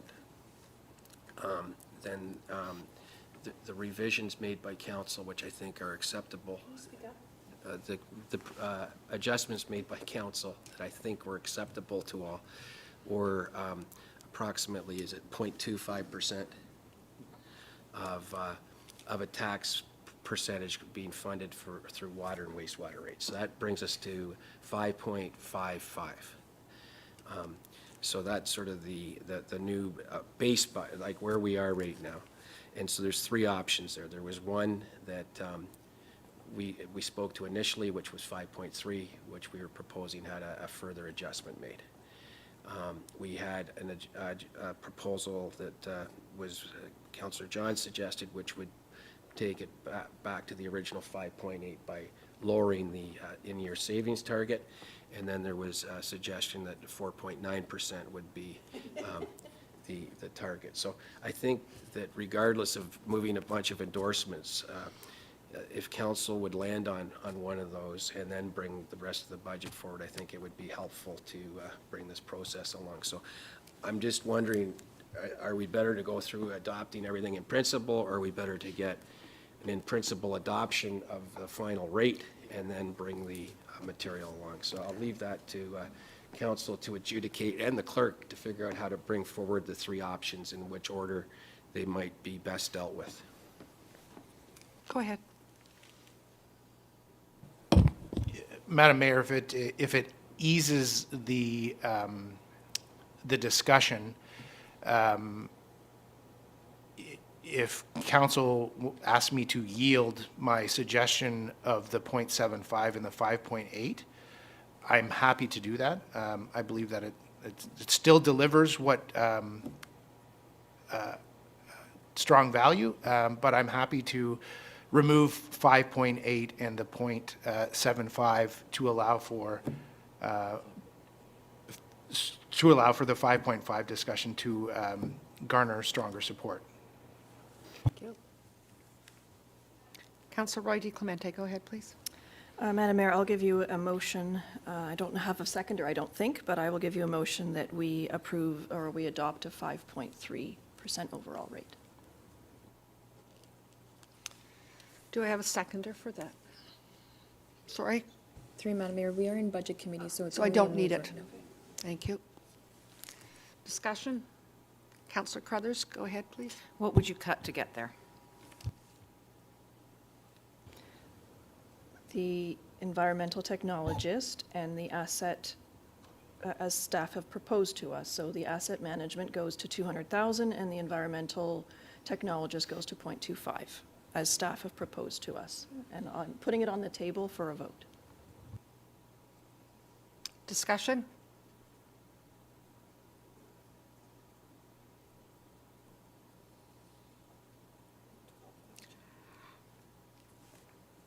I will. Call the question. All those in favor? Opposed? That's defeated. Councillor Johns, go ahead. I'll move a motion to adopt the 5.55. Thank you. Any questions? All those in favor? Opposed? That's carried.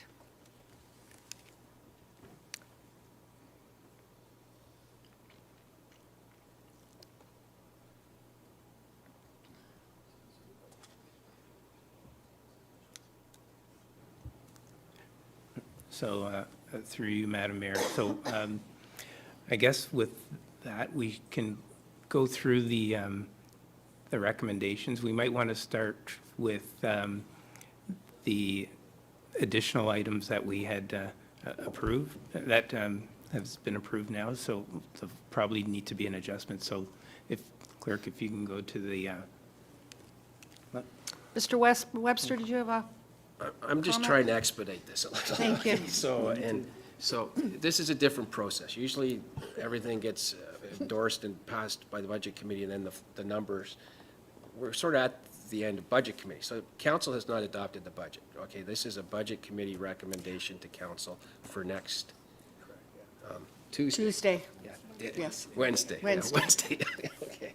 So I'm just, I don't want to get into a conversation, but I think it could be a little redundant now to have all of these budgets adopted. I wonder if there's an omnibus type of thing where we could say, bring along all, I see the clerk's nodding her head at me, not trying to expedite this. But so I'm just looking at that. Now, bear in mind, when this goes to council, and I think it's always good, and I'm just speaking thought, to have council pass a budget, we can separate all the components of the budget, right? So the asset management reserve contribution can be separated, and still so the budget can be passed on in unanimity, but maybe that particular clause is not going to be unanimous, but it still gets adopted. So I think that's a favorable approach. I'm going to default to the clerk and treasurer to figure out what exactly they want to do to meet the procedural elements of what we have to bring forward now. Thank you.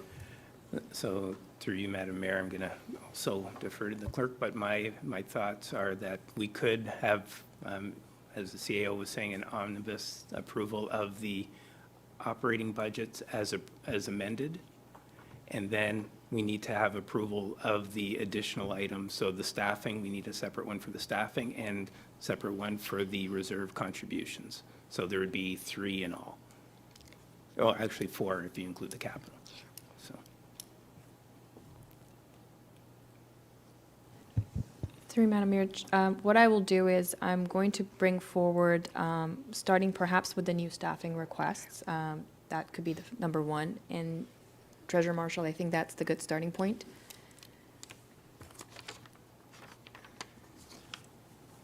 All right. I am just going to move this up. So through you, Madam Mayor, this is the new staffing recommendation for the Budget Committee's consideration. It's taking into account certain elements that have changed, and perhaps Finance could further speak and clarify the highlighted sections so that committee is aware of what they're passing. so through you, Madam Mayor, this is the discussion we had about changing the funding source for the operations technologist. So now it's reflective of a 75% funding through water and wastewater rates and 25% through the tax levy.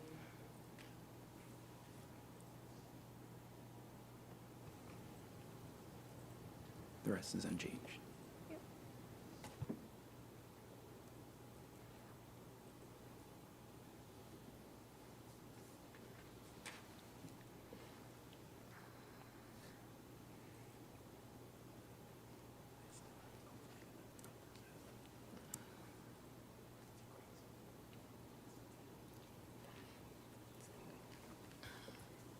So through you, Madam Mayor, this is now up for council to perhaps move and vote on.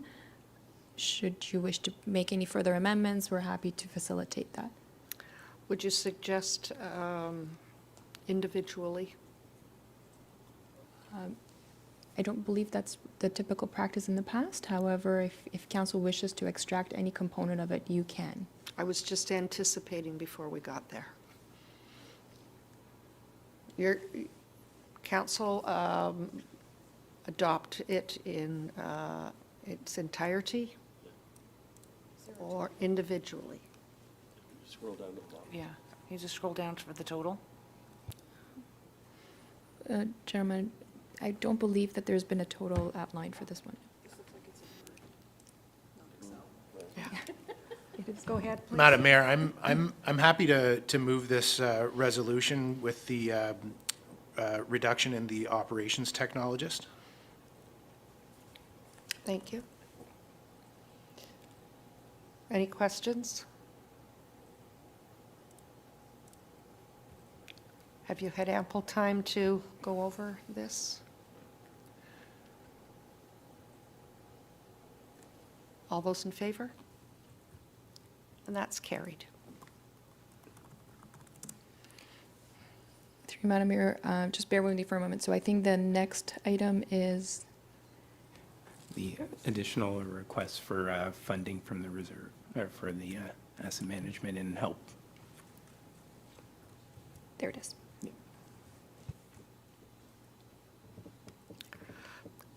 So through you, Madam Mayor, this is the additional funding that Treasurer Marshall was alluding to right now. Thank you. Be it resolved that the Budget Committee approve in principle a 1% tax levy increase dedicated to the provision of operating the Health and Active Living Plaza, and that the Budget Committee approve in principle a dedicated 1% tax levy increase as a contribution to asset management reserves, and that the Budget Committee approve in principle a cost of living allowance for non-unionized staff at 2.5% effective January 1st, 2023. Questions? Do I have a mover? Councillor Crone. All those in favor? Opposed? That's carried.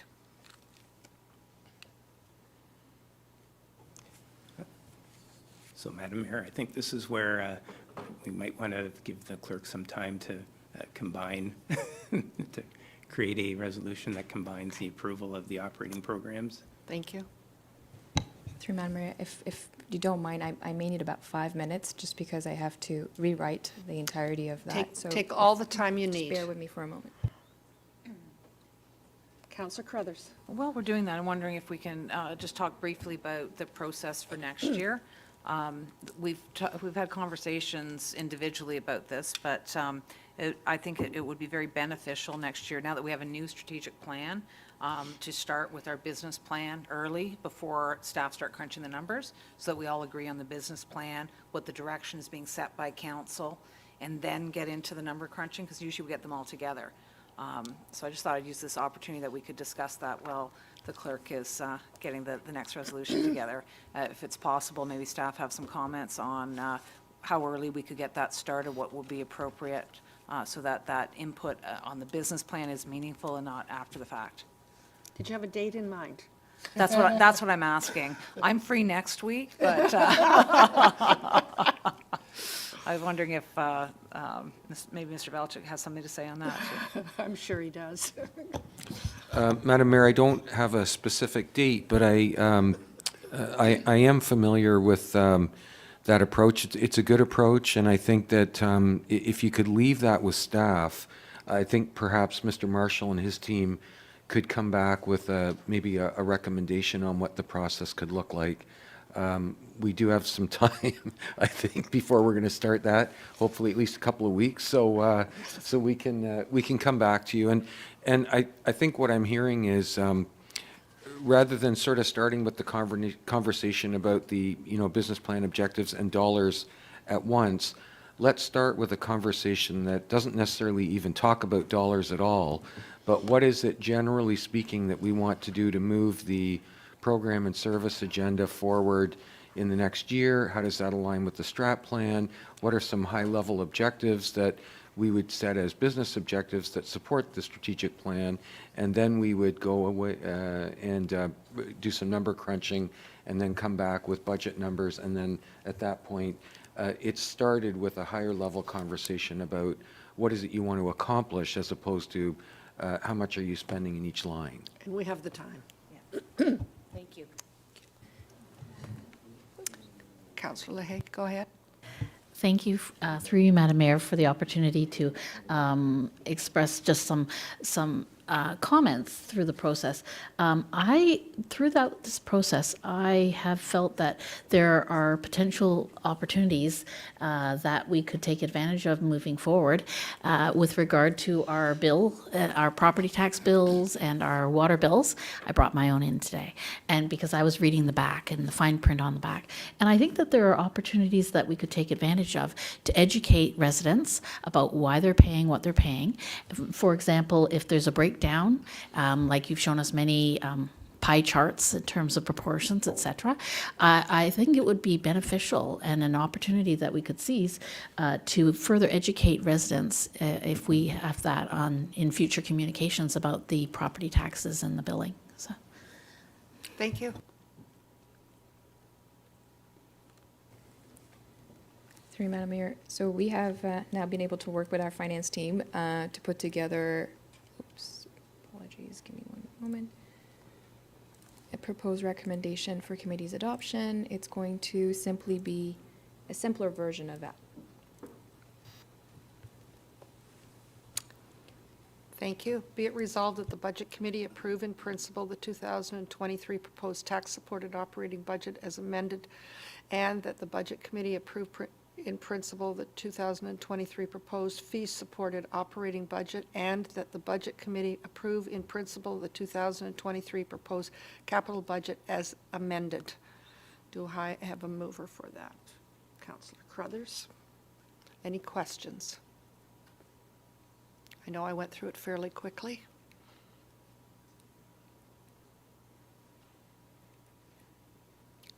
Do we have any questions at this point?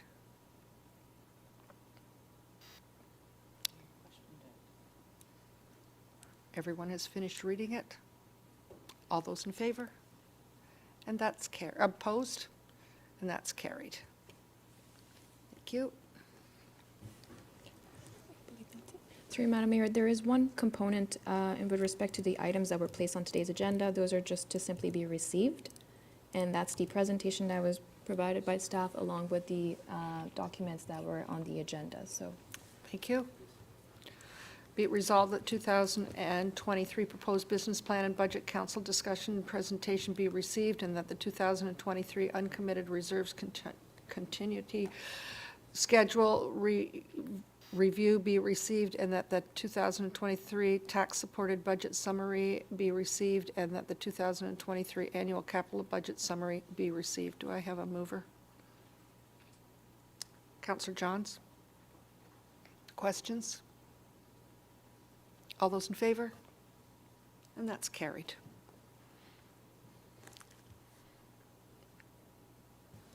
Through Madam Mayor, I believe that concludes the portion of what we needed for adoption of recommendations. Thank you.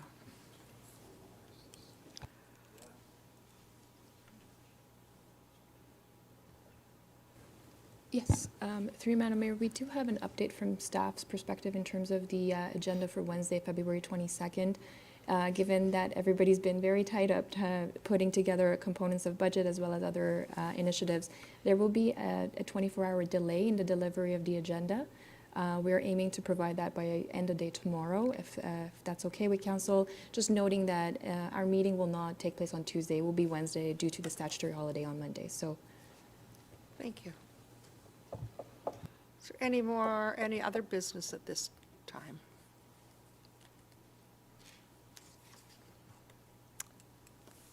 I have item F as an adjournment. Be it resolved that the meeting of the Budget Committee adjourn at 11:36.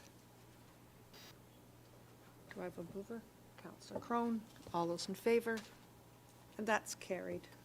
Thank you very much, staff. Really appreciate your expertise and your guidance in this budget in particular. Sometimes they go very quickly, and other times we have more details. And this was one with more details, but I think that members of council and even those that are in our audience have a better understanding of the tough decisions that need to be made here, and I think we've done a good job of it. So thank you to everyone for all your assistance. Thanks, council.